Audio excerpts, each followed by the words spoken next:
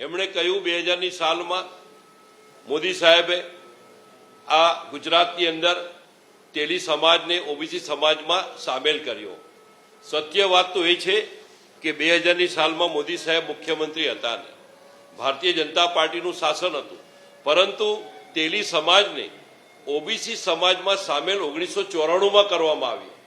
25 જુલાઈ 1994 ત્યારે માનીય છબીલદાસ મહેતા કોંગ્રેસના મુખ્યમંત્રી હતા અને એમના દ્વારા આ આખો પરિપત્ર ઠરાવ રજૂ થયો છે। ભાજપાના એક નેતા એમ પણ કે રાજનીતિને અમે રાષ્ટ્રનીતિ, તો કેન્દ્રમાં બેઠેલા આપણા સૌના પ્રધાનમંત્રીશ્રીને મારે પૂછવું છે, આપ દેશના પ્રધાનમંત્રી છો, આપ બિહારમાં જઈને આપની જ જાતે કહો છો કે હું આ જાતિમાંથી આવું છું, ઉત્તર પ્રદેશમાં આપ એમ કે હું અતિ પિછડી જાતિમાંથી આવું છું, મુંબઈમાં પાછું અલગ વાત કરો છો।